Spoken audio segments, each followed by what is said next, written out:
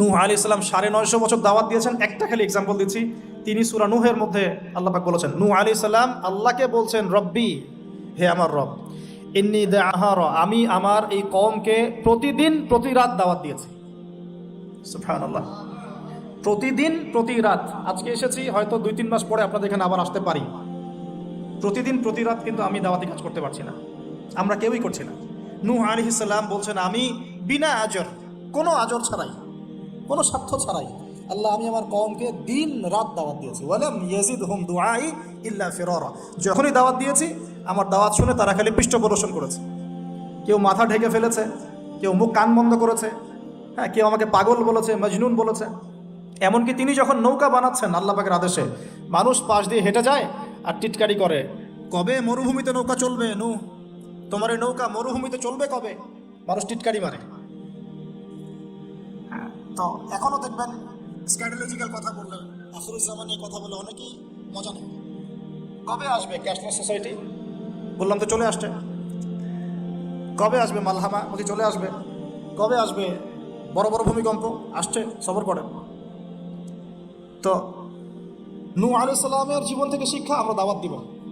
আমরা first of all জ্ঞান অর্জন করব, ক্লাসিক্যাল সিলেবাস পড়াশোনা করব, ওলামায়ে কেরামের সাথে সোহবত রাখবো এবং দাওয়াতি কাজ করবো ইনশাআল্লাহ। এবং এখানে আমরা মধ্যমপন্থী থাকবো, নট চরমপন্থা, নট শৈথিল্যতাবাদ। নূহ আলাইহিস সালামের জীবন থেকে আরও দাওয়াত, দিন রাত দাওয়াতের মেহনত করা, দিন রাত দাওয়াতের মেহনত করা। আল্লাহ পাক আমাকে আপনাদের সবাইকে তৌফিক দান করুন। কতদিন? 950 বছর। কত বছর? 950 বছর। পুরো আব্বাসীয় খেলাফত ছিল 509 বছর কি 10 বছর মেবি।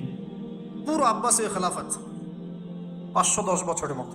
উমাইয়াদের ছিল 93 ইয়ার্স। আমাদের নবী সাল্লাল্লাহু আলাইহি ওয়াসাল্লামের দাওয়াতের মিশন বয়স ছিল 23 বছর। 950 বছর দাওয়াত দেওয়ার পর তাফসীরের কিতাবে এসেছে 40 or 80 ফ্যামিলিজ, এই 40 বা 80টা ফ্যামিলি ইসলাম কবুল করেছে। তার মানে এখানে শিক্ষা, এক্সট্রাঅর্ডিনারি মুসলিম হতে হলে দাওয়াতের মেহনতে হতাশ হওয়া যাবে না, লেগে থাকতে হবে, লম্বা সময় ধরে দাওয়াত দিতে হবে। আল্লাহ পাক আমাকে আপনাদের সবাইকে লম্বা সময় ধরে বিশ্বে দাওয়াতি কাজ করার তৌফিক দান করুন। আর সামনে যাই। নিজের ছেলে ইসলাম কবুল করে নাই নূহ আলাইহিস সালামের, নিজের স্ত্রী ইসলাম কবুল করে নাই। তার মানে আমাদের ফ্যামিলিগুলো এমন হতে পারে যে ফ্যামিলি নিজের ছেলের কথা শুনছে না, নিজের স্ত্রী কথা শুনছে না। পরোয়া করতে হবে না, তাদের পরোয়া করতে হবে না, শুধু দাওয়াত দিতে হবে। সেই অবস্থা লূত আলাইহিস সালামেরও, তারও স্ত্রী ইসলাম কবুল করছে না। আল্লাহ পাক তাদেরকে ধ্বংস করেছেন। নূহ আলাইহিস সালাম লূত আলাইহিস সালামকে উদ্ধার করেছেন। তো এখানে আমরা আমাদের দিনী বোনদেরকে রিকোয়েস্ট করব, আপনারা সবাই আপনাদের ফ্যামিলিতে খাদিজা রাদিয়াল্লাহু আনহা, আয়েশা রাদিয়াল্লাহু আনহা রোল প্লে করেন। নূহ আলাইহিস সালাম আর লূত আলাইহিস সালামের স্ত্রী রোল প্লে করবেন না। আনফর্চুনেটলি এখনকার যে বিজি সিটিসগুলো, মানে যেগুলো আমরা বলি বস্তুবাদী শহরগুলো, ফ্যামিলিগুলো দিন দিন ক্রাশ করছে। সম্পর্কের টানাপোড়া, বিচ্ছেদ, ডিভোর্সড, আকিদা আদর্শে মিল নাই। স্বামী ইসলাম প্র্যাকটিস করলে স্ত্রীর সমস্যা, স্ত্রী প্র্যাকটিস করলে স্বামীর সমস্যা। এই প্রবলেমসগুলো আমাদেরকে সলভ করতে হবে। আল্লাহ পাক আমাদেরকে সবর করার তৌফিক দান করুন। পারিবারিক তালিমটা খুব বেশি ইম্পর্টেন্ট। পরিবারের তালিম চালু করা উচিত। পরিবারে কোরআন এবং হাদিসের কিতাবগুলো থেকে দার্সের ব্যবস্থা করা উচিত এবং সপরিবারেই ওলামায়ে কেরামদের সাথে পরামর্শ করে চলা উচিত। ইনশাআল্লাহ ভালো হবে। আল্লাহ পাক তৌফিক দান করুন। আমি নূহ আলাইহিস সালামের আরেকটা কথা বলে শেষ করি। শেষে যখন নৌকা ডুবছে, তিনি তার ছেলেকে তখনও পিতৃস্নেহে ডাকছেন, নৌকায় আসো বাবা। ছেলে বলছে যে আমি পাহাড়ে উঠে যাব, ইয়াসিমুনি মিনাল মা, এই পাহাড় আমাকে পানি থেকে বাঁচাবে। নূহ আলাইহিস সালাম বলছেন, আল্লাহ তুমি আমার ছেলেকে বাঁচাও, ইন্নাহু মিন আহলি, সে আমার পরিবারের একজন। আমরা বলি না আমাদের সন্তানদের ক্ষেত্রে, আল্লাহ পাক বলছেন লাইসা মিন আহলিক, সে তোমার পরিবারের কেউ না।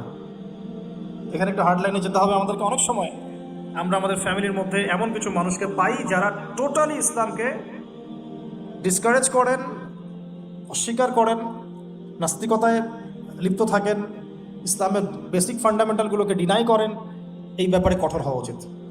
আল্লাহ পাক আমাদেরকে বোঝার তৌফিক দান করুন।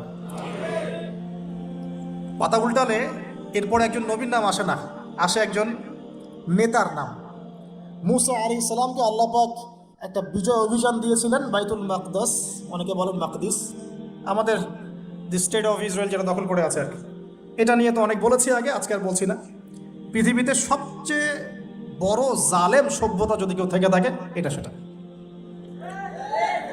এদের চেয়ে বড় জালেম আমি আমার জীবনে কখনো দেখি নাই, ইতিহাসে পড়িও নাই, কোনোদিনও পড়ি নাই। নির্মমভাবে দিনের পর দিন, মাসের পর মাস নয়, বছরের পর বছর নির্যাতনের স্টিম রোলার চালাচ্ছে, বিশ্ববাসী তাকিয়ে তাকিয়ে দেখছে। কারো কিচ্ছু বলার নাই, যেন কারো কিচ্ছু করার নাই। তো এই জায়গায় বিজয় অভিযানে পাঠানো হচ্ছে মুসা আলাইহিস সালামকে, কিন্তু তিনি তার কওমের জন্য একজন নেতা নির্বাচন করছেন। তার কওম বলছে, আমাদেরকে একজন নেতা দিন যার আন্ডারে থেকে আমরা আমালেকা সম্প্রদায়ের বিরুদ্ধে যুদ্ধ করব। এখন মুসা আলাইহিস সালাম বলছেন, আল্লাহ পাক যদি কোনো নেতা দেন, তোমরা যদি আবার পালানো শুরু করো। কারণ বনু ইসরাইল সম্পর্কে তার খুব মারাত্মক কিছু অভিজ্ঞতা আছে। ফেরাউনের কবল থেকে মুক্তি পাওয়ার পরে বাছুর পূজা শুরু করেছে। তোমরা তো এই আদেশ আসলে পিছনে পালানো শুরু করবা। তারা বলল, না, আমরা পালাবো না, আমরা অবশ্যই সামনে অগ্রসর হব। কেন পালাবো? আমাদের জান মাল দিয়ে আমরা প্রয়োজনে ফাইট করব, এবং আমরা আমাদের স্ত্রী সন্তানদেরকে রক্ষা করব। আমাদের বাড়িঘর তারা লুটপাট করছে, আমরা ওদেরকে প্রতিহত করব। অনেক কথা বলেছে, সূরা বাকারাতেই পাবেন আপনি ইনশাআল্লাহ। তো আল্লাহ রাব্বুল আলামিন একজন ব্যক্তিকে সেখানে নেতৃত্ব দিলেন, তার নাম তালুত। কি নাম ভাইয়া? তালুত। এবং তালুতের আন্ডারে যুদ্ধ করছেন একজন ছোট বলছি কারণ তখন তার বয়স 12 থেকে 14 বছর। তিনি পরবর্তীতে নবী হয়েছেন, তার নাম দাউদ আলাইহিস সালাম। তো এই তালুত সম্পর্কে কি নসিহত, কেন এক্সট্রাঅর্ডিনারি মুসলিম হওয়ার সাথে কি সম্পর্ক? কোরআনের পাতা উল্টালে তালুত সম্পর্কে দুটো কথা পাওয়া যায়। বনু ইসরাইল বলছেন যে তালুত নেতৃত্বের যোগ্য নয়, তার তো সম্পদ নাই, তার তো খ্যাতি নাই। আমরা তো এটাই বলি, নেতৃত্ব কখন আসে? খ্যাতি আছে আপনার, আপনি নেতা হওয়ার যোগ্য, সম্পদ আছে, আপনি নেতা হওয়ার যোগ্য। আমাদের থটস এরকম, এটা বনু ইসরাইলের ইহুদিদের থটস, ঠিক আছে? কিন্তু আল্লাহ পাক বলছেন, সূরা বাকারাতে আছে যে আল্লাহ রাব্বুল আলামিন তাকে দিয়েছেন বাসতাতা ফিল জিসমি ওয়াল ইলম। তালুতকে আমি নেতৃত্ব দিয়েছি কারণ তালুতকে আমি আল্লাহ দুটো নিয়ামত দিয়েছি। এক হচ্ছে শারীরিক ফিজিক্যাল শক্তি এবং সুস্থতা, এবং জ্ঞানের প্রজ্ঞার পারদর্শিতা। তাহলে নেতৃত্বের দুটো গুণ পেলাম, প্রজ্ঞা, জ্ঞান এবং শারীরিক সুস্থতা, শক্তি। এক্সট্রাঅর্ডিনারি মুসলিম হতে হলে আমাদের সবাইকে সুস্থ থাকতে হবে, ফিজিক্যালি স্ট্রং থাকতে হবে। এটার জন্য এখনকার লাইফস্টাইল ত্যাগ করতে হবে। You have to change your food habits and lifestyle. এখন এটা নিয়ে আমিও বেশি কথা বলছি কারণ আমি নিজেও ট্রাই করছি। বিশ্বাস করেন, আপনাদেরকে আমি ফখর করে বলছি না। এক একটা স্টেডিয়াম আমরা যখন ছোট 20 বছর বয়স, 20 থেকে 25, 10 রাউন্ড আমাদেরকে আগে দিতে হতো, 10 রাউন্ড। এখন 3, হাইয়েস্ট 4। তাহলে ওই তালুতের ওই স্ট্রেংথ কিন্তু আমার কাছে এখন নাই। তার মানে আমার কাছে এখন নেতৃত্বের যোগ্যতাই নাই। তাহলে আমাদের এমপি মন্ত্রীদের কি হবে? বাংলাদেশের কথা বলছো, তাহলে কি হবে? কেউ হুইল চেয়ারে, কেউ জ্বর হলে সিঙ্গাপুরে, কেউ ওইখানে অপারেশন, কেউ ওইখানে। ফিজিক্যালি ফিট কয়েকজন আছেন? আমি কিন্তু তাদের সাথে খুব মজা করে কথা বলি। তাদের সাথে আমার ভালো সম্পর্ক। ভালো সম্পর্ক মানে ফ্রেন্ডলি সম্পর্ক, মানে নাসিহত করি, নাসিহত। এক ভাই বলছিলেন, ওনাদের একজন বড় কর্মকর্তা, দোয়া করেন আমার জন্য একটু খাস করে সেজদায়, যে ঠিক আছে আমি আপনার জন্য দোয়া করবো, আল্লাহ পাক আপনাকে তাগুতের বিধান থেকে বের করে নিয়ে আসুন। ঠিক আছে? তো যাই হোক, আল্লাহ তাদেরকে হেদায়েত করুন, দোয়া করি আমরা, আল্লাহ হেদায়েত করুন। এখন আমাদেরকে এক্সট্রাঅর্ডিনারি মুসলিম হতে হলে অবশ্যই ফিজিক্যালি ফিট থাকতে হবে। তালুতকে আল্লাহ পাক ফিটনেস দিয়েছেন, আর ফিটনেস কীভাবে আমরা রক্ষা করবো আমরা বুঝবো। এটা খাবার দাবার, ঘুমানো, স্পেশালি ঘুমানো, ঘুম থেকে ওঠা, ফজরের পরের জগিং, প্রয়োজনে জিম, এবং ফুড হ্যাবিট চেঞ্জ করা। রাসূল সাল্লাল্লাহু আলাইহি ওয়াসাল্লামের প্রফেটিক লাইফস্টাইল ফলো করলে ইনশাআল্লাহ আমরা সুস্থ থাকবো। আল্লাহ পাক আমাদের সবাইকে, আমি সহ আপনাদের সবাইকে আল্লাহ পাক সুস্থতার নিয়ামত দান করুন, এবং আল্লাহ পাক আমাদের সবাইকে দীর্ঘ নেক হায়াত দারাজ করুন। এই হায়াতকে আল্লাহর দ্বীনের জন্য ব্যয় করার তৌফিক দান করুন। আরেকটা হচ্ছে ইলম। আবারও জ্ঞানের কথা আসলো। তালুতকে আমি জ্ঞান দিয়েছি। ইউ'তাল হিকমা, আল্লাহ পাক বলছেন যে ওয়ামা ইউ'তাল হিকমাতা ফাকাদ উতিয়া খায়রান কাসীরা। যাকে প্রজ্ঞা দেয়া হয়েছে তাকে প্রচুর প্রচুর প্রচুর কল্যাণ দেওয়া হয়েছে। সুবহানাল্লাহ। পাতা উল্টাই সামনে যাই, এক্সট্রাঅর্ডিনারি মুসলিম ছিলেন আরেকজন, তার নাম হচ্ছেন দাউদ আলাইহিস সালাম, যিনি তালুতের বাহিনীতে যুদ্ধ করছেন। আমালেকা সম্প্রদায়ের মধ্যে অনেক বিশাল দেহি কিছু মানুষ ছিলেন, তার মধ্যে একজনের নাম জালুত। ওই জালুত নাকি একাই 100 জনের সাথে লড়াই করতে পারত। তো তালুত যখন নদী পার হচ্ছে তখন বলেছিল যে কেউ পানি খাবে না, শুধুমাত্র 1 ঢোক পানি খেতে পারবে। যে ব্যক্তি পানি খাবে তাহলে ইসলামিনী সে আমার কিন্তু অন্তর্ভুক্ত হতে পারবে না। তাফসিরে আসছে মাত্র 313 জন সৈন্য পানি না খেয়ে থাকতে পেরেছে। ওই যে বদরে 313 জন, ঠিক তালুতের যুদ্ধেও 313 জন। এটা অনেকে জানে না, বদর যুদ্ধ হয়েছে 313 জন সাহাবী, তালুতের সাথেও ছিল মাত্র 313 জন। আর এদিকে আমালেকা সম্প্রদায়ের বিশাল বাহিনী। এখন আমালেকা সম্প্রদায়ের মধ্যে এক যোদ্ধা আছে, তার নাম জালুত, যে একাই 100 জনের সাথে লড়াই করতে পারে। আল্লাহ রাব্বুল আলামিন তার সাথে মোবারজার জন্য দাউদ আলাইহিস সালামকে আদেশ করছে। দাউদ আলাইহিস সালামের বয়স তখন 14 বছর। বলা হচ্ছে তাফসীরের কিতাবে, দাউদ আলাইহিস সালাম দূর থেকে একটা গুলতি বলি আমরা, বাটুল গুলতি টাইপের, এগুলো নিক্ষেপ করে এটা সরাসরি তার এই 2 চোখের মাঝখানে গিয়ে লাগিয়ে দিয়ে তার ইন্তেকাল হয়ে গেছে, মৃত্যু হয়ে গেছে। জালুত শেষ। এটা দেখে আমালেকা সম্প্রদায়ের পিছনে পালানো শুরু করেছে। 313 জন নিয়ে এই মুসা আলাইহিস সালামের নেতৃত্বে, তালুতের নেতৃত্বে এই বাহিনী বাইতুল মাকদিস বিজয় করেছিল। এই বাইতুল মাকদিসের হিস্ট্রি অনেক অনেক প্রাচীন। এরা তো এখানকার নতুন আবর্জনা, এরা এখানকার নতুন নব্য আবর্জনা, কারণ এর হিস্ট্রি অনেক লম্বা, অনেক লম্বা। এর হিস্ট্রি এত লম্বা যেটা নিয়ে একটা কিতাবই লেখা যায়, যে জেরুজালেমের হিস্ট্রি, এই ইতিহাস পড়ে দেখেন। তো যাই হোক, এখন দাউদ আলাইহিস সালাম থেকে আমাদের কি শিক্ষা আছে একটু দেখি। এক্সট্রাঅর্ডিনারি মুসলিম হতে হলে কি করতে হবে? দাউদ আলাইহিস সালাম সম্পর্কে আল্লাহ রাব্বুল আলামিন 2টো কথা বলেছেন। এক, আল্লাহ রাব্বুল আলামিনের কাছে দাউদ আলাইহিস সালামের নামাজ অনেক অনেক বেশি পছন্দের ছিল, এবং আল্লাহ রাব্বুল আলামিন দাউদ আলাইহিস সালামের রোজাটা অনেক বেশি পছন্দ করতেন। আমরা কি জানি তিনি কেমন করে রোজা রাখতেন? একদিন রোজা রাখতেন, পরের দিন রাখতেন না, তারপরে আবার রাখতেন, তারপর রাখতেন না, তারপর আবার রাখতেন, তারপর রাখতেন না। এইভাবে তিনি সারা বছর রোজা রাখতেন, সুবহানাল্লাহ। এবং রাতের বেলা এত চমৎকার করে জাবুর তেলাওয়াত করতেন আর নামাজে দাঁড়িয়ে থাকতেন, তার এই জাবুরের তেলাওয়াত শুনতে পাখি, অনেক তাফসীরে আসছে পাখি, মাছ, অন্য প্রাণী, তারা এসে চুপ করে বসে তার তেলাওয়াত শুনতো। এগুলো কোনো গাল গল্প নয়। বিশ্বাস করেন, আল্লাহ পাকের এই পৃথিবীতে যত মাখলুক আছে সবাই আল্লাহর ইবাদত করে, সবাই। আল্লাহ পাক তো আমার নামাজের মুখাপেক্ষী নন। আসমান নামাজ পড়ছে, জমিন নামাজ পড়ছে, চন্দ্র সূর্য নামাজ পড়ছে, পাহাড় পর্বত নামাজ পড়ছে। একজন সুফি পীর সাহেবের সাথে সাক্ষাৎ হয়েছিল, তিনি বলেছেন যে আমাদের বডির মধ্যে যে কীটপতঙ্গগুলো থাকে সেগুলো তাসবিহ পাঠ করে। তো আল্লাহ পাক তো আমার নামাজের মুখাপেক্ষী নন। তো এখান থেকে এক্সট্রা অর্ডিনারি মুসলিম হতে হলে, আহসান হতে হলে আমাদেরকে নামাজ ঠিক করতে হবে। আল্লাহ পাক আমাদের সবাইকে দাউদ আলাইহিস সালামের মতো সুন্দর করে নামাজ পড়ার তৌফিক দান করুন। আর দাউদ আলাইহিস সালামের এই সুন্নতের উপর আমল কে করেছেন সবচেয়ে বেশি? আমাদের নবী মুহাম্মদ সাল্লাল্লাহু আলাইহি ওয়াসাল্লাম। অ্যাটলিস্ট আমরা তার উম্মত, তার মতো করে নামাজটা তো পড়তে শিখব। বিশ্বাস করেন, এখন ম্যাক্সিমাম মসজিদ, আমি এখানকার অবস্থা জানি না, আমি আমার লোকালিটির কথা বলছি, ম্যাক্সিমাম মসজিদ বাইতুল্লাহ থেকে এখন বাইতুল নাস হয়ে গেছে। বুঝতে পারেননি? বাইতুল্লাহ মানে আল্লাহর ঘর, যেখানে আল্লাহর বিধান চলবে, আল্লাহর মতো, আল্লাহ যেভাবে সন্তুষ্ট হন সেই নামাজ চলবে। এখন চলছে বাইতুল নাস, মানুষের সন্তুষ্টির নামাজ, মানুষের সন্তুষ্টির নামাজ। মসজিদ কমিটির, অনেক মসজিদ কমিটির সভাপতি সব সুদখোর, ঘুষখোর, দুর্নীতিবাজ ভর্তি। ইমাম সাহেব কিছু বলতেও পারে না, বেচারা কি বলবে? বললেই তো চাকরি শেষ। একদিন এক ইমাম সাহেবের সাথে গল্প হচ্ছিল, তিনি বলছেন যে আমি ভাই প্রথম দিন খুতবা দিয়েছি সুদের উপরে, প্রথম দিন খুতবা দিয়েছি সুদের উপরে, তারপরে আমাকে সুন্দর করে রিমান্ডে নিয়ে নিল আর কি কমিটি, তারপরে তওবার উপরে আমি আলোচনা করেছি, তওবার উপরে আলোচনা। এগুলো কিন্তু বাস্তবতা। বাইতুল নাস হয়ে গেছে মসজিদগুলো এখন। নামাজের কোনো আধ্যাত্মিকতাই পাচ্ছেন না আপনি, মারেফতি নাই। এই যে আমরা দাঁড়িয়ে বলি আউযু বিল্লাহি মিনাশ শাইতানির রাজিম মিন নাফখিহি ওয়া নাফসিহি ওয়া হামজিহি, কত পার্সেন্ট মানুষের অর্থ জানে? আমরা বলি বিসমিল্লাহির রহমানির রহিম, এই বিসমিল্লাহির রহমানির রহিম মানে বিসমিল্লাহ, খালি এতটুকু সিনটা শোনা যায়, বাকি আর কিছু শোনা যায় না। অথচ শুধু এই বিসমিল্লাহর প্রতি সম্মান প্রদর্শন করার জন্যে আল্লাহ পাক সাবার রানী বিলকিসকে ইসলাম কবুলের সৌভাগ্য দিয়েছিলেন। মনে আছে সুলাইমানের চিঠি? হয়তো অনেকে পড়েছেন।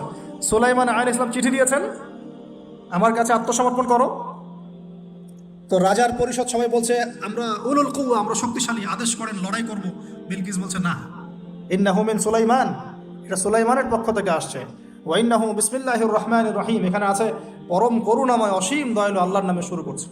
এই বিসমিল্লাহর প্রতি সম্মান প্রদর্শনের ওসিলায় আল্লাহ রাব্বুল আলামিন এই সাবার রানী বিলকিসকে এই ইসলাম কবুলের সৌভাগ্য দিয়ে দিয়েছেন। বিসমিল্লাহ ঠিক নাই তেলাওয়াতে, কোরআন তেলাওয়াত ঠিক নাই নামাজের মধ্যে, এক একটা হরফের উচ্চারণ কোথায় কি হচ্ছে কি বুঝতেই পারছি না আমরা। আলহামদুলিল্লাহ রাব্বিল আলামিন কি বললো আল্লাহই ভালো জানে। এটা কি মন্ত্র নাকি? আলহামদুলিল্লাহি রাব্বিল আলামিন একটা অনুভূতি আছে, একটা অর্থ আছে। সমস্ত প্রশংসা এই জগৎ সমূহের রব আল্লাহর জন্য। আর রহমানুর রহিম, যিনি পরম করুণাময় অসীম দয়ালু, একটা ফিলিংস আছে। মালিকি ইয়াউমিদ্দিন, যিনি বিচার দিনের মালিক। ইয়াকা না'বুদু, আমরা শুধু তোমার ইবাদত করি। ওয়া ইয়াকা নাস্তাঈন, শুধু তোমার কাছেই সাহায্য চাই। একসাথে বলি আমরা নামাজে, ইহদিনাস সিরাতাল মুস্তাকিম, আল্লাহ আমাদেরকে সোজা সরল পথ দেখাও। কোথায় ফিলিংস? সিরাতাল লাযীনা আন'আমতা আলাইহিম, এই যে এক্সট্রাঅর্ডিনারি মানুষদের পথ দেখাও আমাদেরকে, যাদের প্রতি আপনি অনুগ্রহ করেছেন। গায়রিল মাগদুবি আলাইহিম, ওই মাগদুবদের পথ চাই না আল্লাহ। কোন মাগদুব? ইহুদি জাতি। ওয়ালা দল্লিন, এবং দল্লিনদের পথ আল্লাহ চাই না। দল্লিন কারা? নাসারা। এখন দেখেন তো সারা ওয়ার্ল্ডের প্রত্যেকটা ডিপার্টমেন্ট কাদের? ইহুদি নাসারা, ইহুদি নাসারা, ইহুদি নাসারা, ইনক্লুডিং আমাদের বাথরুমের টয়লেটস, মানে বাথরুমের কমোড। আপনার আমাদের বাথরুম থেকে নিয়ে গ্লোবাল সিস্টেম কোনটা ওদের বাইরে আছে বলেন? ওদের ভালো জিনিস নেওয়া যাবে না এমনটা নয়, কিন্তু এমন নীতি আদর্শ নেওয়া যাবে না যেটা ইসলামের সাথে কনফ্লিক্ট হয়। কনফ্লিক্ট কি ইকোনমিক সেকশনে হচ্ছে না? রিবা কেন্দ্রিক ইকোনমিক সিস্টেম কি ইসলামিক? আল্লাহ সুবহানাহু ওয়া তাআলার ল বহির্ভূত পলিটিক্যাল সিস্টেম কি ইসলামিক? এটা নিজেই নিজেকে প্রশ্ন করি না, অ্যান্সার আপনি খুঁজে আপনার কবরে আপনি যান। কেউ কারোর সাথে লড়াই করছি না। এখন দেখুন, এই যে সূরা ফাতিহা অর্থ বুঝলাম না, একটা সূরা পড়ে গেলাম, কুল হুয়াল্লাহু আহাদ। কি কুল হুয়াল্লাহু আহাদ মানে কি? এটা উচ্চারণই বা কেমন করে করতে হয়? কুল, বলুন, হুয়াল্লাহু আহাদ, তিনি আল্লাহ এক। এই যে কুল হুয়াল্লাহু আহাদ অনেকে বলতে পারে না। কুল হুয়াল্লাহু আহাদ, এটা কি সব একসাথে মিলে একটা শব্দ? এখানে প্রস্রাব করিবেন না, কমা, নাকি করিলে জরিমানা হইবে। তো কমাটা চেঞ্জ করে দেন, এখানে প্রস্রাব করিবেন, না করিলে জরিমানা। তাহলে আমরা তো কোরআনকে এরকম বানিয়ে ফেলছি এখন। কুল আল্লাহু আহাদ মানে কি? আমি এগুলো নিয়ে বললে অনেক সময় চলে যাবে। আপনাকে হাতে সময় আছে? আচ্ছা, তো দেখেন, আমি নামাজ নাই ভাই, মসজিদে অ্যাপ্রোপ্রিয়েট নামাজ নাই। সব মসজিদের কথা বলছি না, ইল্লা মাশাআল্লাহ। অনেক মসজিদ এখন বাইতুন নাস হয়ে গেছে, মানুষের বাইত, আল্লাহর ঘর নাই, সূরা ঠিক নাই। এরপরে রুকু, এই যে রুকু করলাম, রুকুতে গিয়ে একটা বার সুবহানা রাব্বিয়াল আযীম বলারই সময় পাওয়া যাচ্ছে না। অন্তত 3 বার 5 বার 7 বার তো বলবে, বা 3 বার তো অ্যাটলিস্ট বলবে। এই উঠে সামি আল্লাহু লিমান হামিদা। হুলিমান হামিদা কি? হুলিমান হামিদা বলে কি কোনো শব্দ আছে? একটা নতুন শব্দ বানালাম আমি একটা। সামি আল্লাহ, আল্লাহ তার কথা শোনেন। লিমান হামিদা, যে তার কথা, যে আল্লাহর প্রশংসা করে। সামি আল্লাহ, আল্লাহ তার কথা শোনেন। লিমান হামিদাহু, যে তার প্রশংসা করে। একটা অর্থ আছে তো, সামি আল্লাহ হুলিমান হামিদা। হুলিমান হামিদা মানে কি? প্রতিটা জায়গায় সমস্যা, প্রতিটা জায়গায় সমস্যা। নামাজ, এখানে আমি একটা কথা বলতে ভিতরে চলে আসি। নামাজের আমাদের তাসকিয়া উঠে যাচ্ছে, আধ্যাত্মিকত্ব পাচ্ছেন না। আপনি নামাজ নিজে পড়ে নিজে ফিল হচ্ছেন আপনি নামাজ পড়েছেন। সেজদায় গেলেন, সেজদা মনে হচ্ছে ব্যায়াম, টাপাস টাপাস। মাঝখানে বসারও সময় নাই, মাঝখানে বসে যে একটু দোয়া পড়তে হয়, আল্লাহুম্মা গফিরলি ওয়ারহামনি। কত চমৎকার দোয়া, আল্লাহুম্মা গফিরলি, আল্লাহ আমাকে মাফ করে দাও। ওয়ারহামনি, আল্লাহ আমাকে রহম করো। ওয়াফিনি, আমাকে নিরাপত্তা দান করো। ওয়ারযুকনি, আমাকে রিজিক দান করো। এই তো দোয়া। নামাজের দোয়া বাদ দিয়ে নামাজের পরে লম্বা দোয়া। হ্যাঁ, নামাজের মূল দোয়াই নাই। আর আমাদের বাংলাদেশে কিছু গ্রাম আছে, ওখানে আবার দোয়া নিয়েছে মারামারি আর ক্যাচাল। এক একজন বিড়ি ফ্যাক্টরির মালিক, বিড়ি ফ্যাক্টরি, তামাক ফ্যাক্টরি, ওরা মসজিদে গন্ডগোল করে, দোয়া হাত তুলে করবে না করবে না, মানে বাদ দেন। আল্লাহ হেফাজত করুন আমাদেরকে, আল্লাহ আমাদেরকে পরিপূর্ণরূপে নামাজ পড়া তৌফিক দান করুন।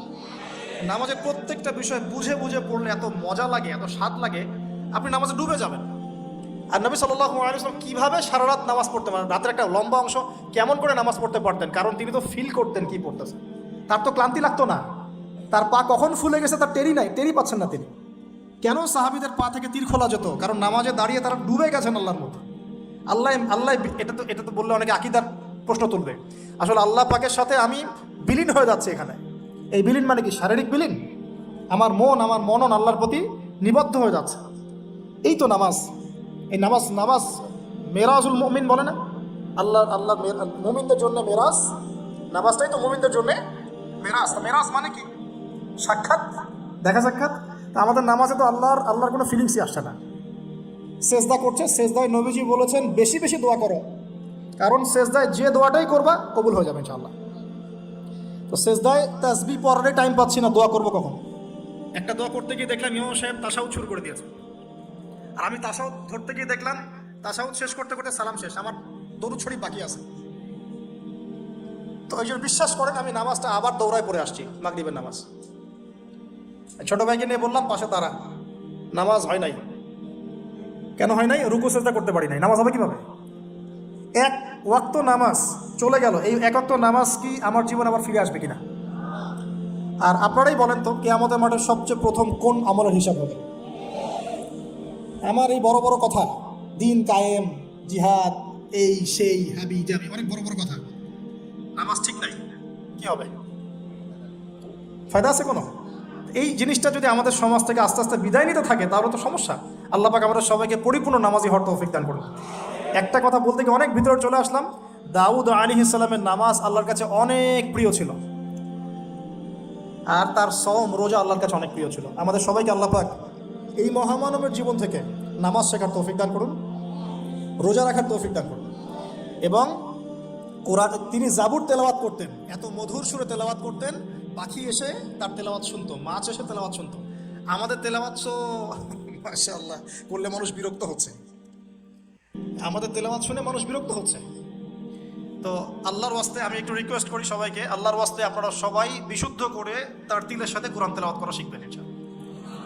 1 বছর সময় লাগে লাগুক, 2 বছর লাগে লাগুক, 3 বছর লাগে লাগুক। আমার একজন ওস্তাদি বলতে পারি, টিচার আছেন, যিনি নিজে 7 জনের কাছে কোরআন তেলাওয়াত করা শিখেছেন।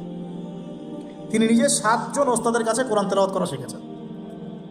এর কোনো শেষ নাই। চমৎকার করে, সুন্দর করে, মাধুর্যের সাথে কোরআন তেলাওয়াত করা শিখুন।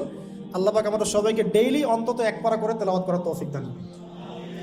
এতে ইনশাআল্লাহ জীবনে বরকত হবে, হায়াতে বরকত হবে, রিজিকে বরকত হবে, আল্লাহর সাথে কানেকশন থাকবে, কোরআনের সাথে আপনার সম্পর্ক থাকবে। কোরআন কাল কিয়ামতে আপনার পক্ষে সাক্ষী দিবে ইনশাআল্লাহ। আল কোরআন হুজ্জাতুল লাকা ওয়া আলাইহি, কোরআন আপনার পক্ষে সাক্ষী দিবে বা বিপক্ষে সাক্ষী দিবে। আল্লাহ রাসূল বলেছেন লা হাসাদা ইল্লা ইসনাতাইন, 2 জন ব্যক্তি ছাড়া কারো প্রতি ঈর্ষা করা জায়েজ নাই। এক, রাজুলুন আতাহুল্লাহুল কোরআন, এমন একজন ব্যক্তি যাকে আল্লাহ পাক কোরআন দিয়েছেন, সুবহানাল্লাহ। ইয়াকুমু বিহি আনা আল-লাইল ওয়া আনা আন-নাহার, যে কোরআন কেন্দ্রিক, সে দিনের বেলা আমল করে, রাতে তাহাজ্জুদের নামাজ পড়ে। আরেকজন ব্যক্তি রাজুলুন আতাহুল্লাহু মালান, একজন ব্যক্তি যাকে আল্লাহ পাক সম্পদ দিয়েছেন। ইউনফিকু বিহি আনা আল-লাইল ওয়া আনা আন-নাহার, এই টাকা পয়সা, মাল সম্পদ ইসলামের জন্য সে দিন রাত খরচ করে। এই 2 ব্যক্তি ছাড়া অন্য কারোর প্রতি ঈর্ষা করা যায় না। আর এগুলো হাদিস তো অনেক শুনেছেন, প্রত্যেক হরফে 10 নেকি করে পাবেন। কোরআন আপনার পক্ষে সাক্ষী দিবে। সূরা বাকারা, যে ঘরে তেলাওয়াত করা হয় সূরা বাকারা, শয়তান সেই ঘর থেকে দূর দূর করে পালিয়ে যাবে। সূরা আলী ইমরানের শেষের 10 আয়াত মুখস্থ করবেন, সূরা বাকারার শেষের 3টা আয়াত মুখস্থ করবেন, সূরা হাশরের শেষের 3টা-4টা আয়াত মুখস্থ করবেন, সূরা কাহাফের প্রথম 10টা আয়াত মুখস্থ করবেন, সূরা কাহাফের শেষের 10টা আয়াত মুখস্থ করবেন। এরকম অনেকগুলো সূরা আছে, সূরা ফালাক, নাস, ইখলাস, সূরা ফালাক, নাস, ইখলাস, কাফিরুন ইত্যাদি। নামাজ শেষ করব? আচ্ছা, ওকে, আমি গুটিয়ে নিচ্ছি ইনশাল্লাহ। তো আমরা দাউদ আলাইহিস সালামের কথা শুনলাম, আরেকজন মহামানব। আর কয়েকজনের কথা জাস্ট সংক্ষিপ্ত করে টাচ করে শেষ করে দিচ্ছি। তার ছেলে সুলাইমান আলাইহিস সালাম, নাম শুনেছি তো? আল্লাহ পাক তাকে জিন জাতির উপর কর্তৃত্ব দিয়েছিলেন, বাতাসের উপর কর্তৃত্ব, তার আংটিতে, তার লাঠি, সিংহাসন, এক কথায় তাকে আল্লাহ পাক এত বড় রাজত্ব দিয়েছেন যেটা আল্লাহ পাক এর আগেও কাউকে দেন নাই, পরেও কাউকে দেন নাই। এখান থেকে আমরা শিখছি শক্তিশালী মুসলিম হওয়ার একটা নাসিহাত, শক্তিশালী মুসলিম হওয়া। তা আমাদের সবাইকে শক্তিশালী মুসলিম হওয়ার চেষ্টা করতে হবে, আল্লাহ পাক তৌফিক দান করুন। এই শক্তি গেইন করার চেষ্টা করতে হবে, আল্লাহ পাক তৌফিক দান করুন। দুর্বল মুমিনের চাইতে শক্তিশালী মুমিন আল্লাহর কাছে বেশি পছন্দের। এখানে ইসলামের শক্তি আমরা দেখতে পাচ্ছি। আরও সামনে যাই, পাতা উল্টাই, দেখবেন একজন অত্যন্ত অপূর্ব সুন্দর, আমাদের মুরাদ ভাইয়ের মতো অপূর্ব সুন্দর একজন মহামানবের কথা আছে, ইউসুফ আলাইহিস সালাম। আমরা সূরা ইউসুফ পড়তে শিখি নাই এখনো। আমরা সবাই মনে করি সূরা ইউসুফ মানে হচ্ছে ইউসুফ জুলাইখার প্রেম কাহিনী, আমরা এটাই মনে করি। সূরা ইউসুফকে আল্লাহ পাক সবচেয়ে শ্রেষ্ঠ উপন্যাস বলেছেন, আহসানুল কাসাস। একটু গভীরভাবে পড়ে দেখবেন অর্থগুলো। এটা ইউসুফ জুলাইখার প্রেম কাহিনী নয়, এটা ইউসুফ আলাইহিস সালামের সাথে তার বাবার মহব্বতের কাহিনী। এটা পিতা আর সন্তানের মহব্বতের কাহিনী। এত মহব্বত যে সন্তান 20 বছর আগে হারিয়ে গেছে, যে সন্তান কূপ থেকে রাজপ্রাসাদ থেকে জেলখানা থেকে আবার মিশরের গভর্নমেন্ট মানে পলিটিক্যাল পাওয়ার এসেছেন, বাবা কিন্তু এটা জানেন না। কিন্তু সন্তান যখন একটা জামা পাঠিয়ে দিয়েছে, জামা, এই কামিজটা নিয়ে যাও আমার বাবার চোখে দিও, বাবা দুষ্টু শুধু পাবে।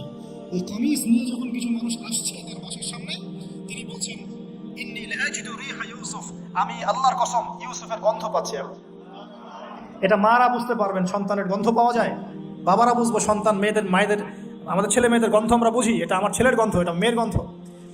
ইউসুফ আলাইহিস সালামের কামিজ আসছে 1200 মাইল দূর থেকে, আরও বেশি বা কম হবে, আর এখানে তার বাবা গন্ধ পাচ্ছেন, মহব্বত। এই কথাটা, এই আয়াতটা আসলেই চোখ দিয়ে পানি বের হয়ে যাবে। ইন্নী লাআজিদু রিহা ইউসুফ, আমি ইউসুফের গন্ধ পাচ্ছি। আর মানুষ বলছে আপনি পাগল হয়ে গেছেন, কতদিন আগে ইউসুফ চলে গেল, আপনি ইউসুফের কথা বলতে বলতে বলতে বলতে চোখ অন্ধ করে ফেললেন কাঁদতে কাঁদতে, এখন বলছেন ইউসুফের গন্ধ পাচ্ছেন। সুবহানাল্লাহ। তো সূরা ইউসুফ পিতা আর সন্তানের প্রেম কাহিনী, মহব্বতের কাহিনী, ট্র্যাজেডি লাইফের। ভাইদের ষড়যন্ত্রে চলে গেলেন কূপ থেকে রাজপ্রাসাদ থেকে জেলখানায়। জেনার আহ্বান করছে তাকে, তিনি বলছেন মাআযাল্লাহ, আমি আল্লাহর কাছে আশ্রয় প্রার্থনা করছি। এখানে আমরা সূরা ইউসুফ পড়তে গিয়ে ইউসুফ আলাইহিস সালামের বাহ্যিক সৌন্দর্য নিয়ে কথা বলি, তার চরিত্র, তার বাহ্যিক সৌন্দর্য অনেক বেশি সুন্দর। সূরা ইউসুফ আলাইহিস সালামের এই যে জেনা থেকে মুক্ত থাকার শিক্ষা, এটা যদি আমাদের যুব সমাজ নিতে পারে, ইনশাআল্লাহ অর্ধেক কাজ হয়ে যাবে। কত পার্সেন্ট যুবক আছে বলেন দেখি, একটু অনেস্টলি বলেন, সূরা ইউসুফ আলাইহিস সালামের মতো এরকম তাকওয়া, পরহেজগারিতা, জেনা মুক্ত জীবন যেমন করতে পারে। আমরা তো আরো ইচ্ছা করে প্রেম করি, অ্যাফেয়ার করি, রেপ করি, এই করি সেই করি। আর তাকে অফার করা হচ্ছে সম্ভ্রান্ত পরিবারের একজন রাজার স্ত্রী। ক্বালাত হাইতা লাক ক্বালা মাআযাল্লাহ। তাহলে এই মহামানব জীবন থেকে শিক্ষা আছে। আরেকটা বিষয় আছে রুইয়াল হক, এখানে সত্য স্বপ্নের কথা আছে। তাই যারা বেশি পরহেজগার হবেন আপনারা কিন্তু সত্য স্বপ্ন দেখবেন এবং স্বপ্নের সত্যতা ডিনাই করবেন না। শেষ জামানায় মুমিনের স্বপ্ন বেশি বেশি সত্য হবে। যদি সত্য স্বপ্ন দেখেন, ভালো স্বপ্ন দেখেন, প্রিয়জন কোনো প্রিয় মানুষকে বলবেন। যদি দুঃস্বপ্ন দেখেন, খারাপ স্বপ্ন দেখেন, কাউকে বলতে যাবেন না। এখানে পড়লে আপনি দেখবেন কাফেরের স্বপ্ন সত্যি হয়েছে। আরেকটা স্ট্র্যাটেজি আছে সূরা ইউসুফের, এর আগে একটা লেকচারে বলেছিলাম। ইউসুফ আলাইহিস সালাম এমন অর্থনৈতিক পরিকল্পনা গ্রহণ করেছিলেন যার ফলশ্রুতিতে মিশরের লক্ষ লক্ষ মানুষ দুর্ভিক্ষ থেকে বেঁচে গেছে। সুবহানাল্লাহ। তাহলে এখনকার আমাদের পারিবারিক ক্ষেত্রেই হোক, সোশ্যাল বা ওয়ার্ল্ড অ্যাফেয়ার্সই হোক, ওই ইকোনমিক পলিসি যদি লঞ্চ করা যায়, ইনশাআল্লাহ তাআলা দেখবেন জনগণ না খেয়ে মরবে না। আর এই কথাটা আমি সবাইকে বোঝাতে পারি, বাংলাদেশের মানুষকে বোঝাতে পারি না। কারণ ইউসুফ আলাইহিস সালাম এখানে 7 বছর মেয়াদি একটা পরিকল্পনা নিয়েছেন। অপচয় করো না, যতটুকুতে কাজ হয়ে যায় এতটুকু ব্যবহার করো, বাকিটা সেভ করো। দুর্ভিক্ষ সামনে আসছে, তখন ইনশাআল্লাহ বেঁচে যাবে তোমার। কে শোনাবে কার কথা? গিয়ে দেখেন এক একটা প্রকল্পের কি অবস্থা। অপচয় সবচেয়ে টপ জাতি বাঙালি জাতি এখন সারা ওয়ার্ল্ডের মধ্যে। পানি অপচয়, গ্যাস অপচয়, তেল অপচয়, বাদ দেন, এ বলতে গেলে অনেক সময় চলে যাবে। তাহলে সূরা ইউসুফ থেকে আমরা শিখলাম কি? রুইয়াল হক, সত্য স্বপ্ন, ক্যারেক্টার। আমরা শিখলাম এখানে চরিত্র পবিত্র রাখার ব্যাপার, শিখলাম পারিবারিক বাবা সন্তানের মহব্বত। এক্সট্রাঅর্ডিনারি মুসলিম হতে হলে এগুলো দরকার আছে। একটু সামনে যান, একজন ব্যক্তির নাম বলছে ইউনুস আলাইহিস সালাম, নাম শুনেছেন কিনা? আমরা সবাই জানি তিনি মাছের পেটে ছিলেন। কেন ছিলেন এটা অনেকে জানি না। কেন তিনি আল্লাহ পাক কেন তাকে মাছের পেটে পরীক্ষা করলেন? কারণটা আমি বলছি, সূরা আম্বিয়া পড়ে দেখবেন। তিনি যখন দাওয়াত দিচ্ছিলেন কওমকে, কওমের অনেকেই দাওয়াতটা রিসিভ করছিল না, একটু রাগান্বিত হয়েছেন তিনি, সামান্য একটু রাগান্বিত। আমরা হয়ে যাই না এখন? আরে কতদিন থেকে দাওয়াত দিই, মানুষ কথাই শোনে না। এক ভাই বলছেন, বড় আলেম, কয়েকদিন আগে আমি দেখা করে আসছি, বলছেন যে আমি ভাই এই বাংলাদেশ সম্পর্কে হতাশ হয়ে গেছি, আর মনে হয় না এখানে কোনো কাজ হবে। তো ইউনূস আলাইহিস সালাম একটু রাগান্বিত হয়ে ব্যাকওয়ার্ডে এসেছেন, আল্লাহ রাব্বুল আলামিন ধরে ফেলেছেন। তোমাকে তো আমি এই দায়িত্ব দিয়েছি জাস্ট আমার তাওহীদ প্রচার করার জন্য, কবুল কে করলো করলো না দেখার দরকার নাই তো। আল্লাহ পাক তাকে ওই পরীক্ষায় ফেলেছেন, 3 দিন 3 রাত মাছের পেটে। তখন তিনি কি দোয়া করছেন? লা ইলাহা ইল্লা আনতা সুবহানাকা ইন্নী কুনতু মিনাজ জালিমিন। আল্লাহ পাক বলছেন সূরা সফফাতের মধ্যে, তিনি যদি এই দোয়াটা না পড়তেন, লা লাবিসা ফি বাতনিহি ইলা ইয়াউমি ইউবআসুন, কিয়ামত পর্যন্ত তিনি মাছের পেটে থাকতেন। তাহলে এখান থেকে আমরা শিখলাম, জীবনে অনেক চড়াই উতরাই আসবে, সবর করতে হবে, দাওয়াতের মেহনতে সবর করতে হবে। মানুষ কবুল করলো করলো না দেখার দরকার নাই, আমি আমার গতিতে দাওয়াত দিতে থাকবো। আর বিপদ আপদ যদি চলে আসে, দোয়া ইউনুস পড়বো, বলবো লা ইলাহা ইল্লা আনতা সুবহানাকা ইন্নী কুনতু মিনাজ জালিমিন। আল্লাহ পাক যে কোনো বিপদ দূর করে দিবেন ইনশাআল্লাহ। সাক্ষাৎ মউত থেকে আল্লাহ পাক এই দোয়া পড়লে বাঁচাতে পারেন। এটা কি মৃত্যুর মুখোমুখি ছিলেন না মাছের পেটের মধ্যে? ওখানে কিন্তু মাছ যখন বমি করে দিয়ে গেছে তীরে, তখন সেখানে লাউ গাছ উৎপন্ন করা হয়েছে, লাউ গাছ। তো এটাতে আপনারা বুঝে ফেলেন যে এর সাথে কি সম্পর্ক আছে। তো ইউনূস আলাইহিস সালামের জীবন থেকে শিক্ষা কি? এই দোয়া পড়বো, লা ইলাহা ইল্লা আনতা সুবহানাকা ইন্নী কুনতু মিনাজ জালিমিন। আরেকজন নবীর নাম আইয়ুব, মহামানব, অনেক দিন অসুস্থ, মনে আছে? দীর্ঘদিন অসুস্থ। এখানে একটা কথা বলার লোভ সামলাতে পারছি না, সালাত আমরা একসাথে পড়বো ইনশাআল্লাহ। আচ্ছা, সেটা হচ্ছে আইয়ুব আলাইহিস সালাম কখন এই দোয়া করেছেন? রব্বি আন্নী মাসানিয়া দুররু ওয়া আনতা আরহামুর রাহিমিন। রোগ যখন আস্তে আস্তে আস্তে তার জিহ্বাতে এসেছে, জিহ্বা দিয়ে তিনি তার জিকির করতে কষ্ট হচ্ছে, তখন তিনি বলছেন, আল্লাহ আমাকে অনেক দুঃখ দুর্দশা স্পর্শ করেছে, আমি জিকিরটা ঠিক মতো করতে পারছি না, আল্লাহ আমাকে শেফা দান করো। সুবহানাল্লাহ। এখন আল্লাহ রাব্বুল আলামিন তাকে গোসল করালেন, সুস্থতা লাভ করলেন, তাকে আহাল পরিবার দিলেন, আরোগ্য দান করলেন। শিক্ষা জীবনে যত বড়ই রোগ ব্যাধি বিপদ আপদ বালা মুসিবত আসুক না কেন, এই দোয়াটা পড়বো, আশাহত হব না, হতাশ হব না, আল্লাহর প্রতি সুধারণা রাখবো, দোয়া করবো, রব্বি আন্নী মাসানিয়া দুর ওয়া আনতা আরহামুর রাহিমিন, ইনশাআল্লাহ শেফা হয়ে যাবে। সেই লোভনীয় কথাটা এটা। আইয়ুব আলাইহিস সালামের শরীরে রোগ ছিল, কলবে কি রোগ ছিল? আইয়ুব আলাইহিস সালামের কলবে কি রোগ ছিল? রোগটা দেহে ছিল। এখন 1 মিনিটের জন্য যদি আমরা আমাদের পোশাকটাকে চেঞ্জ করি, দেহটাকে কলবের পোশাক দেই, কলবটাকে দেহের পোশাক দেই, বলেন তো কত % মানুষ সুস্থ থাকবে? কথাটার ভিতরে ঢোকেন। মনে করেন আমাদের 2টা পোশাক, বাইরের দেহের পোশাক, একটা ভিতরে কলবের পোশাক। দেহে আমরা এখন সুস্থ সবাই, তাই তো? এখন এই দেহটাকে আমরা কলবের রূপ দিলাম, কলবটাকে আমরা দেহের রূপ দিলাম। এখন দেখেন তো কত % মানুষ সুস্থ আছে? আমাদের মধ্যে 99% মানুষ অসুস্থ না এখন, বিকজ আমাদের সবারই কলব অসুস্থ। এই কলবের মধ্যে হিংসা আছে, বিদ্বেষ আছে, জেনা আছে, পরকীয়া আছে, লোভ আছে, লালসা আছে, কি নাই? তাহলে বলেন তো আইয়ুব আলাইহিস সালামের এই দোয়া পড়ার সবচেয়ে বেশি হকদার কে? তিনি না আমরা? বুঝতে পারছেন না? ওই দোয়াটার উপর আমল করার সবচেয়ে বড় হকদার কার বেশি প্রয়োজন, আমাদের না তার? ব্যাস, আমরা এখন আমাদের নামাজে দোয়া পড়বো, রব্বি আন্নী মাসানিয়া দুররু ওয়া আনতা আরহামুর রাহিমিন। আল্লাহ আমাদের কলবে রোগ হয়ে গেছে, আল্লাহ তুমি আমাদের এই রোগ থেকে শেফা দান করো। কারণ কলব শেফা না হলে কোনোদিনও আমাদের আমল কিন্তু কবুল হচ্ছে না। কলবের মধ্যেই সমস্যা থাকলে আমল কবুল হচ্ছে না। আল্লাহ মাফ করুক আমাদেরকে। এখন কলব পরিষ্কারের কয়েকটা টিপস। 1, ডেইলি একবার করে হলেও চিন্তা করতে হবে যে আমরা এই পৃথিবীতে থাকতে আসি নাই, আমাদেরকে যেতে হবে, একবার করে হলেও চিন্তা করতে হবে। 2, ডেইলি একবার কোরআন তেলাওয়াত, আপনাকে আল্লাহর দিকে নিয়ে আসবে, কলব পরিষ্কার হবে ইনশাআল্লাহ। ডেইলি জিকির আজগার, হিসনুল মুসলিম বই থেকে ডেইলি জিকির আজগার করবো ইনশাআল্লাহ, কলব পরিষ্কার হবে। আল্লাহওয়ালা মানুষের সাথে দেখা সাক্ষাৎ করবেন, কলব পরিষ্কার হবে। কবরস্থানে গিয়ে কবর জিয়ারত করবেন, কলব পরিষ্কার হবে। অন্যের প্রতি গীবত, বিদ্বেষ, হিংসা, পরশ্রীকাতরতা রাখবেন না, কলব পরিষ্কার হবে ইনশাআল্লাহ। সবচেয়ে বড় কথা, সেজদায় যারা বেশি বেশি দোয়া করতে পারে তাদের অন্তর পরিষ্কার হয়ে যাবে ইনশাআল্লাহ। আল্লাহ পাক আমাদের সবাইকে আইয়ুব আলাইহিস সালামের জীবন থেকে শিক্ষা নেওয়ার তৌফিক দান করুন। মুসা ঈসাকে একসাথে বলছে, দুজনকে আল্লাহ পাক কেরামত দিয়েছেন, কেরামত, মহামানব, কেরামত। লাঠি ছুঁড়ে মারছেন, সাপ হয়ে যাচ্ছে। মৃত মানুষের গায়ে আল্লাহর নামে হাত বুলাচ্ছেন, দাঁড়িয়ে যাচ্ছে। অন্ধ ব্যক্তি চোখে হাত বুলাচ্ছেন, তাকিয়ে দেখছে, দৃষ্টিশক্তি ফিরে পাচ্ছে। দুজনকে আল্লাহ পাক কেরামত দিয়েছেন, কেরামত। একজনের সাথে আল্লাহ পাক কথা বলেছেন, আরেকজনকে আল্লাহ পাক বিনা পিতায় সৃষ্টি করেছেন, সুবহানাল্লাহ। যাকে আল্লাহ পাক এখন উপরে উঠিয়ে নিয়েছেন, আবারও আসবেন ইনশাআল্লাহ তাআলা। ওই আনফিনিশড জব তার এখনো বাকি আছে। সেটা হলো ওই জেরুজালেম থেকে দিন ইসলামের পতাকাকে বুলন্দ করবেন ইনশাআল্লাহ, এবং সারা বিশ্বে ইসলামী খেলাফা আবারও কায়েম করবেন ঈসা আলাইহিস সালাম ইনশাআল্লাহ। এবং মিথ্যা মসিহুদ দাজ্জালকে হত্যা করবেন ঈসা আলাইহিস সালাম। তার আগ পর্যন্ত জিউসদের সময়, এর আগ পর্যন্ত ওদের সময় তারা লম্ফ জম্প জুলুম নির্যাতন করতে থাকবে। এটাই হবে তাদের শেষ শেষ ধ্বংসের পরিণতি। এরপরে তারা কখনোই পৃথিবীর বুকে মাথা তুলে দাঁড়াতে পারবে না ইনশাআল্লাহ।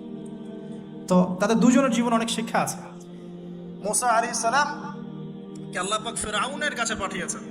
কোরআনের পাতায় পাতায় মুসা ফিরআউন, মুসা ফিরআউন, মুসা ফিরআউন। আল্লাহ পাকের কি অলৌকিকত্ব, মানে কি নিদর্শন! যেখানে আবু জাহেল সেখানেই মুহাম্মদ, যেখানেই আজার সেখানে ইব্রাহিম, যেখানে ফিরআউন সেখানেই মুসা। তার এই যুগেও যেখানেই যত বেশি করাপশন, যত বেশি অন্যায় অবিচার, সেখানে তত বড় মুমিনের জন্ম হবে ইনশাআল্লাহ। তো আল্লাহর পক্ষ থেকে নবুয়ত পাওয়ার পরে তিনি দোয়া করছেন, আল্লাহ আমার এত সাহস নাই, আমার এত সাহস নাই, শক্তি নাই, আল্লাহ আমি দুর্বল। তার মধ্যে একজন মানুষ আমার এক থাপ্পড়ে মারা গেছে ওদের ওখানে, মনে আছে? থাপ্পড়ে না, সরি, ঘুষি ফাওয়াকাযাহু ফাকাদা আলাইহি, এক ঘুষি দিয়েছেন। এই যে এক ঘুষি দিয়ে মানুষ মেরেছেন মুসা আলাইহিস সালাম, অ্যাক্সিডেন্টলি, ইচ্ছা করে না। এটা থেকেই এই যে চাইনিজ মার্শাল আর্ট শুরু হয়েছে, এক ঘুষিতে মানুষ মারা যায়। বিশ্বাস করছে না? এই যে টেকনিক, এক ঘুষিতেও মানুষের মৃত্যু হতে পারে, এমন স্পট আছে মানুষের দেহে। এখান থেকে শিল্প গড়ে উঠেছে, মার্শাল আর্টস গড়ে উঠেছে না? তো মুসা আলাইহিস সালাম বলছেন, আল্লাহ আমার এই সমস্যা। আল্লাহ বলছেন এই দোয়া করো, রব্বিশ রহলি সদরি। আমরা কি দোয়া করবো তাহলে? রব্বিশ রহলি সদরি, আল্লাহ আমার এই কলিজাটা বড় করে দাও। মানে আমার কলিজা বড় করো মানে কি? সাহস বাড়িয়ে দাও। দিনের দাওয়াত দেওয়ার জন্য কি লাগে? সাহস। আমার সাহস বাড়িয়ে দাও। একজন আলেম বলেছিলেন 3টা জিনিস লাগে, জ্ঞান, সাহস, ধৈর্য। দিনের দাওয়াত দিতে এবং দিন বিজয় করতে 3টা জিনিস লাগবে, জ্ঞান, সাহস, ধৈর্য। এবং সেই আলেম আপনাদের খুব পরিচিত একজন, এক নাম বলছি না এখন। হে আল্লাহ আমার বক্ষকে প্রশস্ত করো, ওয়াসসিরলি আমরি, আমার কাজকে সহজ করে দাও। আমার কাজ সহজ নয়, কাজটা সহজ করে দাও। ওয়াহলুল উকদাতাম মিন লিসানি, আমার জড়তা আছে জিহ্বায়, দূর করে দাও। ইয়াফকাহু কওলি, যাতে করে আমার কথা মানুষ বুঝতে পারে। ডক্টর জাকির নায়েক এই দোয়াটার উপর খুব বেশি আমল করেন। আপনারা কি দেখেছেন না লেকচারে? এই দোয়াটার ব্যাপক ফজিলত আছে। ইনশাআল্লাহ এই দোয়ার উপর যারা আমল করবে, আল্লাহ পাক তাকে প্রশস্ত সদর দিবেন, জ্ঞান দিবেন, সাহস দিবেন। ইনশাআল্লাহ দাওয়াতের ক্ষেত্রে সে মানে না জড়তা মুক্ত কথা বলতে পারবে ইনশাআল্লাহ। এই কাজগুলো আমাদের করা উচিত। সবচেয়ে বড় কথা, তিনি ফেরাউনকে দাওয়াত দিয়েছেন। তাহলে বুঝলাম দাওয়াতের কাজ আস্তে আস্তে আস্তে আস্তে ওই পর্যায় পর্যন্ত যেতে হবে কি না? তাহলে এখনকার বিশ্বে কি ফেরাউন নাই? এখনকার বিশ্বে ফেরাউন নাই? অল্প কিছু জায়গা বাদ দিয়ে ম্যাক্সিমামই তো ফেরাউন। অল্প কিছু জায়গা বাদ দিয়ে ম্যাক্সিমামই ফেরাউন, হামান, কারুন, নমরুদ। আর এই কথাটা বলার সৎসাহস থাকা উচিত। কোন দৃষ্টিকোণ থেকে বলা হচ্ছে? বিকজ আল্লাহ পাকের আইন আপনি মানছেন না, আল্লাহ পাকের কোরআন আপনি মানছেন না, নবীর সুন্নাত মানছেন না। শেষ করে দিই লাস্ট। উতবা সাহেবা, রাবিয়া, তোমরা ইসলাম কবুল করো। তারা করে নাই বলেই তো বদর হলো। তারপরে সমাজ পরিবর্তন। একটা হাদিস আমাকে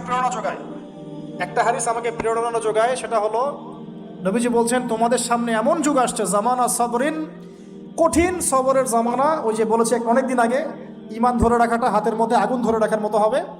ওই জামানায় যে ব্যক্তি আমার সুন্নতের উপরে, লিল মুতামাসসিক, আমার সুন্নতের উপরে একদম দৃঢ় থাকতে পারবে, আজরুনা খামসিনা শাহীদাম মিনকুম, তোমাদের মধ্যে 50 জন শহীদ সাহাবীর নেকি পাবে ইনশাআল্লাহ। তো এই জন্য আমরা মাঠে ময়দানে কাজ করছি। করতে করতে করতে করতে যদি কখনো দেখা যায় যে না, আর পসিবল হচ্ছে না, কোনোভাবেই সম্ভব হচ্ছে না, সেক্ষেত্রে এরকম আবিসিনিয়ার মতো জায়গাগুলোতে চলে আসা ছাড়া কোনো অপশন নাই। তো আপনারা তো মাশাআল্লাহ ভালো পরিবেশে আছেন। এই পরিবেশে সাহাবীরা হিজরত করেছিলেন, ঠিক আছে? বাদশা নাজাশী খ্রিস্টান শাসক ছিলেন, মুসলিম ছিলেন না। তারপরেও তিনি তার রাজ্যের মধ্যে ন্যায় বিচার প্রতিষ্ঠা করেছিলেন। আর এখনকার মুসলিমদের কাছে ন্যায় বিচার পাওয়া যাচ্ছে না। আল্লাহ পাক আমাদেরকে হেফাজত করুন। এরপরে টার্নিং পয়েন্ট, মদিনা থেকে কিছু যুবক সাহাবী আসেন আসআদ বিন জুরারাহ রাদিয়াল্লাহু আনহুর নেতৃত্বে। তারপরে তারা ফিরে যান, পরের বছর 12 জনকে নিয়ে আসেন, তারপরের বছর আসেন 75 জনকে নিয়ে। এরপরে বায়াতে আকবায়ে কুবরা হয়। বায়াত একটা বিষয় আছে ইসলামে, এটা তো উঠেই যাচ্ছে আস্তে আস্তে। এটা নিয়ে নিচ্ছে কিছু ভণ্ড পীর সাহেব, তাই না? কিন্তু অরিজিনালি কিন্তু ইসলামে একটা বায়াতের ব্যাপার আছে। তো নবী সাল্লাল্লাহু আলাইহি ওয়াসাল্লাম সেটা নিয়েছেন। নেয়ার পরে আল্লাহ পাক তাকে আদেশ করেছেন মদিনায় হিজরত করো। তখন তিনি মদিনায় হিজরত করেন। সেখানে গিয়ে মদিনা সনদ করা, মসজিদ নববী নির্মাণ করা, তারপরে ইহুদিদের সাথে চুক্তি করা, একটা রাষ্ট্র যেভাবে ফাংশন করে সব সেখানে হলো। তারপরে সামরিক অভিযান শুরু হলো আস্তে আস্তে। এই করতে করতে কিছু সারিয়া হলো, সারিয়া সাইফিল বাহর, সারিয়া আবুয়া, সারিয়া বুয়াত, এরকম অনেকগুলো সারিয়া হওয়ার পরে এক পর্যায়ে বদর যুদ্ধ হয়েছে। সরাসরি প্রথম বদর হয়নি, কিন্তু বদর যুদ্ধ জয়লাভ, পরে উহুদের যুদ্ধ পরের বছর, এই যুদ্ধের সাময়িক বিপর্যয়। তারপরে খন্দকে বাইন মানে ওরা কিন্তু ফিরে চলে গেল, আমাদের কোনো ক্ষতি করতে পারলো না। তারপরে নবী সাল্লাল্লাহু আলাইহি ওয়াসাল্লাম বলেন আজকের পর থেকে আমরাই অগ্রগামী হব, ওরা আমাদেরকে কিছু করতে পারবে না। এরপরে সামরিক অভিযান বাড়লো, দাওয়াতের মেহনত বাড়লো, আস্তে আস্তে আস্তে আস্তে মাশাআল্লাহ মাত্র 8 বছর, মাত্র 8 বছর, 8 বছরের ব্যবধানে নবী সাল্লাল্লাহু আলাইহি ওয়াসাল্লাম প্রায় বিনা যুদ্ধে মক্কা জয় করলেন। কোন মক্কা? যে মক্কা থেকে আমাদেরকে চলে আসতে হয়েছে এক সময়। ইসলাম এভাবে বিজয় লাভ করেছে। আর আমাদের জন্য নবী সাল্লাল্লাহু আলাইহি ওয়াসাল্লামের এই মহামানবের জীবনেই হচ্ছে উসওয়াতুল হাসানা। আমাদের জন্য কিন্তু আগেকার মহামানবরা উসওয়াতুল হাসানা নন, যাদের কথা আমরা আলোচনা করলাম তাদের থেকে আমরা শিক্ষা নিচ্ছি, কিন্তু আমাদের উসওয়াতুল হাসানা হচ্ছেন নবী সাল্লাল্লাহু আলাইহি ওয়াসাল্লাম। তার এই সিরাত, তার এই জীবনী পড়লে আমরা আমাদের ব্যক্তি জীবন, দাওয়াতের জীবন, পারিবারিক জীবন, কখন কি করতে হবে, এই পুরো বিষয়টা আমরা খুব ভালো করে আয়ত্ত করতে পারব। আল্লাহ রাব্বুল আলামিন আমাদের সবাইকে নবী সাল্লাল্লাহু আলাইহি ওয়াসাল্লামের জীবন থেকে শিক্ষা নেওয়ার তৌফিক দান করুন। তিনি উম্মার কল্যাণকামী ছিলেন, আমাদেরকে তিনি ভালোবাসতেন, আমাদের জন্য এত কষ্ট করেছেন, তিনি চলে গেছেন, রেখে গেছেন আমাদের কাছে এই দিন ইসলাম। এটি আমানত, আমরা ছাড়া এরপরে আর কোনো নবী আসছেন না, আমাদের কাঁধেই দায়িত্ব। অতএব শুধু ওলামায়ে কেরামদের কাঁধে দায়িত্ব নয়, আমাদের সবার কাঁধেই দায়িত্ব। যখন ওলামায়ে কেরামরা দায়িত্ব পালনে অবহেলা করবে, আল্লাহ পাক আপনাদেরকে নিয়ে আসবে এখানে ইনশাআল্লাহ। আল্লাহ পাকের কোনো পরোয়া নাই, কিন্তু আল্লাহ পাকের কোনো পরোয়া নাই। যদি আমরা ওলামায়ে কেরামরা দায়িত্ব পালন না করি, আল্লাহ পাক আপনাদেরকে নিয়ে আসবেন, এই চেয়ারগুলোতে বসাবেন ইনশাআল্লাহ। অতএব এই উম্মর উপর সবার দায়িত্ব আছে। নবী সাল্লাল্লাহু আলাইহি ওয়াসাল্লামের সেই আদর্শ তার পরবর্তীতে বাস্তবায়ন করেছেন আবু বকরের মতো সাহাবী রাদিয়াল্লাহু আনহু, ওমর ইবনে খাত্তাবের মতো সাহাবী, উসমান বিন আফফানের মতো সাহাবী, আলী ইবনে আবি তালেবের মতো সাহাবী। এরপরেও উমাইয়াদের 93 ইয়ার্স, আব্বাসীয়দের প্রায় 500 বছর, উসমানীয় খেলাফত, ফাতেমি খেলাফত, কর্ডোবা ইসলামী খেলাফত, আপনার মামলুকদের শাসন, মুঘলদের শাসন, আফগানদের শাসন, হতে হতে হতে হতে এই 1917 সাল পর্যন্ত সারা বিশ্বে এগুলোই চলেছে আলহামদুলিল্লাহ। লাস্ট 100 বছরে মাশাআল্লাহ আমরা আমাদের ট্র্যাক হারিয়ে ফেলেছি। কি করলাম? আমরা ঈমান থেকে সরে আসলাম, তাকওয়া থেকে সরে আসলাম, হারাম খাওয়া শুরু করলাম, জিনা করা শুরু করলাম, দ্বীনি ইলম অর্জনের চেষ্টা করলাম না, পর্দার বিধান কায়েম করলাম না, দাওয়াতের মেহনত করলাম না, ইসলাম প্রতিষ্ঠার কোনো জাজবা রাখলাম না, ইত্যাদি করতে করতে আমাদের উপরে তারা চেপে বসে গেল। আজকে এখন পর্যন্ত এই অবস্থাতেই আছে। এখন আমরা কি চাই এই অবস্থাতেই কিয়ামত হোক, নাকি আগামী ইসলামের যে বিজয়গুলো আসবে সেখানে আমরাও কিছু ভূমিকা রাখি? আমরা যদি ভূমিকা রাখতে চাই যার যার জায়গা থেকে, এই কয়টা কাজ আমরা একটু করার চেষ্টা করি। আল্লাহ পাক তৌফিক দান করুন। 1, পুরো কোরআনটা পড়বো ইনশাআল্লাহ। 2, হাদিসের কিতাবগুলো মোতাআলা করবো ইনশাআল্লাহ। 3, আমরা যা জানবো ইমিডিয়েট আমল করার চেষ্টা করবো ইনশাআল্লাহ। এই জামানার আবু বকর ওমর হতে হবে আমাদেরকে, এই জামানার আবু বকর ওমর হতে হবে আমাদেরকে। দেখেন, ওনারা যদি এই জামানায় থাকতেন তাহলে কি ওই ভাষায় কথা বলতেন না এই ভাষায় কথা বলতেন? তো এই জামানার আবু বকর ওমর হবে স্মার্ট, বিচক্ষণ, মুত্তাকি, পরেজগার, দ্বীনি ইলম অর্জন করবে, তারা দ্বীনের জন্য ডেডিকেটেড থাকবে। আল্লাহ পাক আমাদের সবাইকে কবুল করুন, আমিন। প্রয়োজন 4 নাম্বার, আমাদের আদর্শ পরিবার, পারিবারিক মূল্যবোধে কোনো ছাড় দিব না ইনশাআল্লাহ। 5 নাম্বার, আমাদের সন্তানের যে ছোট ছোট বাচ্চারা যারা আছে, বাচ্চাদেরকে ডিনামাইট করে গড়ে তুলবেন ইনশাআল্লাহ। তারা বাচ্চাদেরকে একবারে ডিনামাইট, মানে জেনারেল নলেজ, ইসলামিক নলেজ, প্রত্যেকটা ডিপার্টমেন্ট যেন ওদের স্ট্রং থাকে ইনশাআল্লাহ। এবং ছোটবেলা থেকেই ওদেরকে নামাজ, ইসলামিক নীতি, নৈতিকতা, মূল্যবোধ দিয়ে বড় করবেন ইনশাআল্লাহ।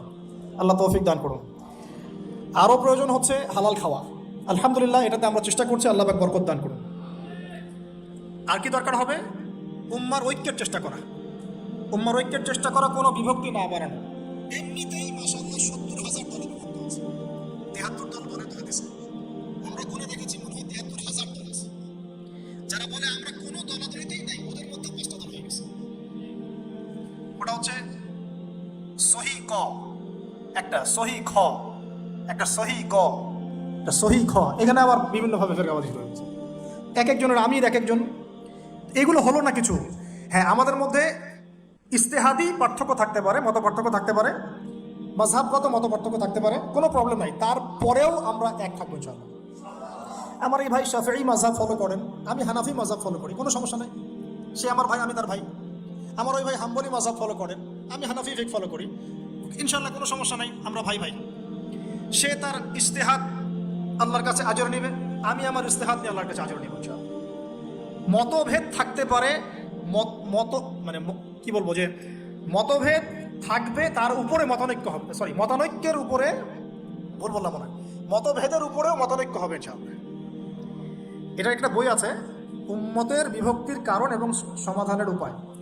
তো এখান থেকে আমি পেয়েছি মতবিরোধ থাকবে, তার উপরেই আমরা মতানৈক্য রাখবো ইনশাআল্লাহ, ঐক্যবদ্ধ হবো ইনশাআল্লাহ। এটা ইসলামের সৌন্দর্য। আল্লাহ পাক তৌফিক দান করুন। আর 2-3টা পয়েন্ট হচ্ছে, আমরা ফিজিক্যালি ফিট থাকার চেষ্টা করবো ইনশাআল্লাহ। হালাল খাওয়ার কথা বলেছি, এবং ফুডের ব্যাপারে সচেতন থাকবেন। ডিভাইস এডিক্টেড হবেন না, প্রাকৃতিকভাবে বড় হন, নিজেদের জীবনটাকে মূল্যায়ন করি, হায়াতটাকে মূল্যায়ন করি। এক একটা দিন এক একটা রাত চলে যাচ্ছে, লাইফ থেকে চলে যাচ্ছে। আমরা আমাদের গোল্ডেন টাইমগুলোকে মূল্যায়ন করি, আমাদের মা বোনদেরকে পর্দায় রাখি, পারিবারিক মূল্যবোধগুলো সুন্দর করার চেষ্টা করি, দাওয়াতের মেহনত বাড়াতে থাকি, এবং অবশ্যই ইউনাইটেড থাকবেন। প্রয়োজন আপনাদের মধ্যে একজনকে আপনারা আমির বানিয়ে নেবেন, তাদেরকে তার আন্ডারে থেকে সুন্দর মতো আপনারা পরামর্শ করে চলবেন। থাকতে হয়, একজন নেতা থাকতে হয়, না হলে 10 নেতা হলে তো সমস্যা, 10 কথা বলবো তখন। হ্যাঁ, যখন ইমামুল মাহদি আসবেন, ঈসা ইবনে মারিয়াম আসবেন, তখন গ্লোবাল আমির হবে ইনশাআল্লাহ। এখন তো গ্লোবাল আমির নাই, আছে তো কমিউনিটি বেস আপনারা পরামর্শ করে সুরাভিত্তিক চলার চেষ্টা করেন। আল্লাহ পাক তৌফিক দান করুন। সবশেষ কথা হচ্ছে এই, যদি আমরা এভাবে আমাদের জীবনটা কাটাতে পারি ইনশাআল্লাহ, সূরাতুল বাকারার এই 207 নম্বর আয়াতের উপর আমল হয়ে যাবে ইনশাআল্লাহ। আমরা সেই সব বান্দাদের অন্তর্ভুক্ত হব ইনশাআল্লাহ, যাদের ব্যাপারে আল্লাহ পাক বলেছেন, ওয়া মিনান নাস, মানুষের মধ্যে কিছু মানুষ আছে, মাই ইয়াশরি নাফসাহু ইবতিগাআ মারদাতিল্লাহ, যারা আল্লাহ পাকের সন্তুষ্টির জন্য তাদের জীবনটাকে ঢেলে দিয়েছে একেবারে। যারা আল্লাহ পাকের জন্য, আল্লাহর সন্তুষ্টির জন্য তার জীবনটা, নফসটাকে ঢেলে দিয়েছে ইনশাআল্লাহ। আল্লাহু রাউফুম বিল ইবাদ, এই মানুষগুলোর জন্য আল্লাহ পাক হবেন প্রচণ্ড রকম কোমল, নরম, সফট। আল্লাহ পাক আমাদের সবাইকে সেই সব বান্দাদের অন্তর্ভুক্ত হওয়ার তৌফিক দান করুন। সকলে বলি আমিন। আজকের মতো এই পর্যন্ত থাকলো। আকুলু কওলি হাযা আস্তাগফিরুল্লাহ লি ওয়া লাকুম ওয়া লিসাইরিল মুসলিমিন। বারাকাল্লাহু লানা ওয়া লাকুম বিল আয়াতিল হাকীম। ইন্নাহু তাআলা জাওয়াদুন কারীম বার রাউফুর রহিম। একজনের কথা বলতে ভুলে গিয়েছিলাম, এটা বাসায় গিয়ে পড়বেন, কালকে শুক্রবার আছে, সূরাতুল কাহফ, আসহাবুল কাহফের ঘটনাটা পড়ে দেখবেন। আর আমাদের নবীগণের পিতা ইব্রাহিম আলাইহিস সালামের জীবনটা একটু পড়ে দেখবেন, তার জীবন থেকে কি শিক্ষা নেওয়ার আছে। আল্লাহ পাক আমাদের সবাইকে কোরআনের পাতা থেকে, এই মহামানবদের জীবন থেকে শিক্ষা নেওয়ার তৌফিক দান করুন, এবং এক্সট্রা অর্ডিনারি মুসলিম হওয়ার তৌফিক দান করুন।